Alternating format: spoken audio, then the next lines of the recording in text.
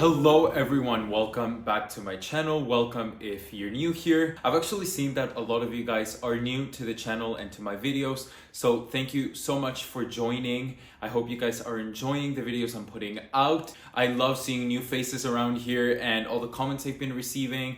So thank you guys so much for watching. Make sure that you're subscribed to the channel. It takes a second to go ahead and subscribe. That way you don't miss any of the videos that I upload every week. You can hit the bell button to be notified every time I make a new upload. But you guys, in terms of this week's video, I am so excited. It kind of started out as one thing, but then transformed into something else. That's why I'm actually doing a quick little intro right now. This video started as a thrift with me and then kind of became a DIY into how to achieve a antique vase look. I actually did a video like 9 months ago, I think, about trying out viral DIYs around my home.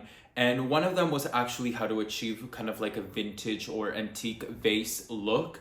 And today I'm doing that, but with much bigger vases. And it's actually a little bit of a different technique to achieve a different result.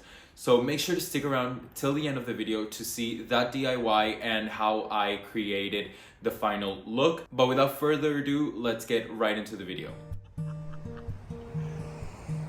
Alright you guys, so first up is the American Cancer Society. There is actually two. We're in the location in Studio City, not the one next to Portos in Burbank.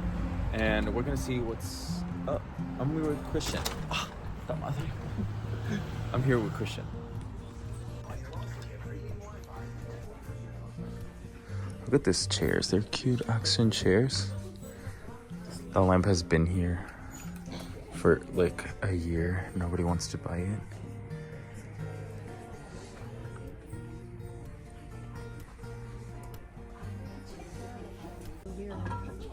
These pieces are still together. 1960s.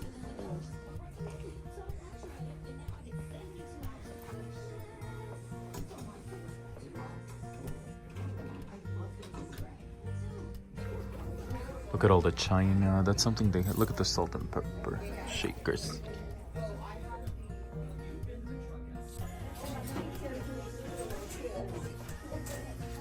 No way, you guys. What?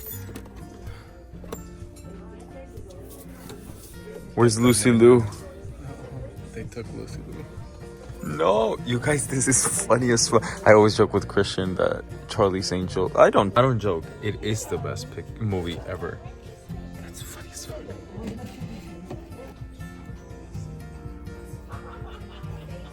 What I love about this stores, the American Cancer Society ones, or Discovery shops, I'm not really sure what they're called, but I love that they feel very curated. Everything, they're like very small and everything is really well displayed. I don't know, I really like them. Alright you guys, we're out. Not much to see there today. We're gonna go to the other one in Burbank, but first we're gonna get a coffee because Christian wants a coffee, but this is it. This is it. Oh. You guys, look at this tiny chair. Wait, so stand next to it for proportion. For fry.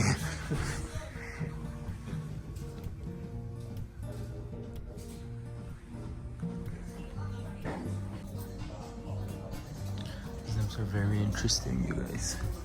Another thing I really like about this franchise is that the prices are very reasonable, kind of affordable.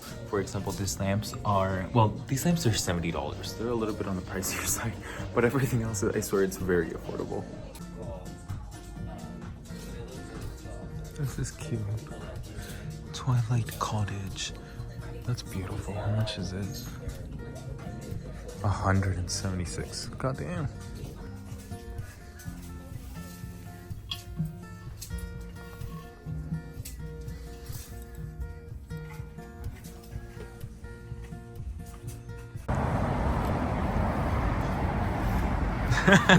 You guys, third time's the charm. I wasn't even filming really in the thrift store, but then I found these two vases. They're huge. This one's so heavy. And I got both of them for 42 bucks, I think. And we're gonna do a DIY with them. Of course, you guys, I don't like them the way they are right now at all, but the shape was perfect. So we're gonna take them home and work on them. So to start, I'm gonna grab this Dry Dex spackling. I love this one because when it's wet, it's actually a pinkish color and the consistency is perfect for what we need. I'm gonna take it and rub it all over the base, filling in those lines and the previous detail that the base had. I wanna make sure that I can get rid of as much of those lines as I can. I'm gonna be creating new texture by patting my hand against the compound, and I'm gonna be blending it with the top because I want to leave some of that green exposed. This is kind of like what the before and after is looking like. You can see that as it's drying, it's starting to become white. I'm not gonna take, once that's almost fully dry, I'm gonna take a 120 grit sandpaper and I'm gonna start sanding a little bit of that texture off, making everything really smooth but still leaving a lot of detail and dimension. I'm gonna really blend it at the top with the green. And then taking a 240 grit sandpaper, I'm gonna be actually scuffing some of the paint from the borders at the top. I want to expose some of that terracotta that's underneath and just give it even more of that distressed antique look that a lot of these vases that we see have.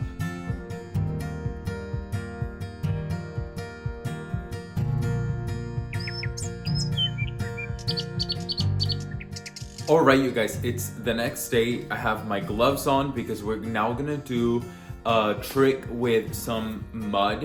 Basically what I'm gonna do is I'm gonna grab some kind of moist, kind of wet mud, and I'm gonna really rub it into the new surface that we created on the vases. Let me show you guys really quick actually what the vases are looking like. So this is actually the smaller vase. As you can see, it's fully dry now and I sanded it down. Then I wiped it with a wet rag so that I could get rid of that, all of that excess powder. But you can see the beautiful texture. Hopefully, let's see, is my camera focusing? You can kind of see all that beautiful texture that we created. Now what I'm gonna do is I'm gonna actually rub all the mud on the white surface and we'll see what happens, if it sticks and if it works out. Let me show you guys how I do it. So at first I actually did try rubbing the dirt in, but I realized really quickly that it was too dry and it would not work this way. So what I ended up doing is actually mixing that dirt with some water to create a really muddy consistency, and I'm gonna actually be painting it on with a paintbrush and really making sure that I get into those nooks and crevices. You don't want to be perfect with this. I'm going in all directions, going in circular motions, up and down, left to right. The messier, the better. It'll give it more dimension and more texture. And then I'm grabbing a damp sponge and I'm gonna be blending that dirt at the very top so that it blends seamlessly with the green color that we previously had with the new brownish texture. And then of course I repeated the exact same process on the bigger vase. All right, so we are done with painting on the mud. Let me show you guys.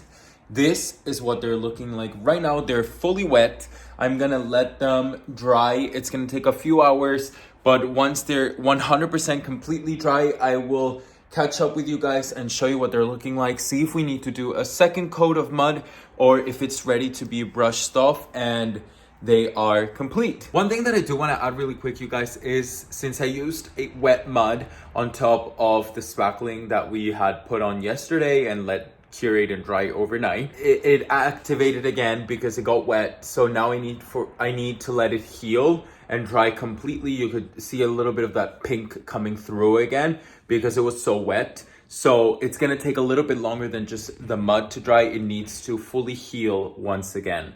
So once everything is done with that, I'll catch up with you guys.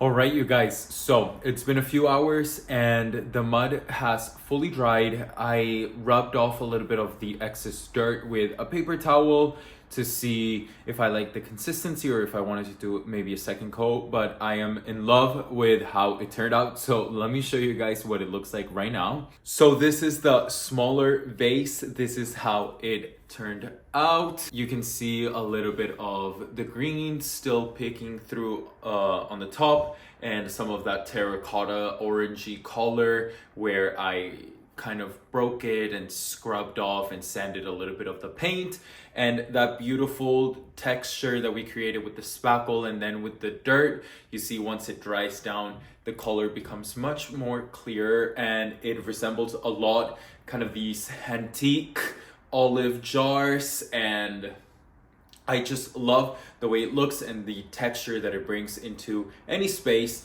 So I'm gonna show you guys how I styled both of them and how they look in my apartment.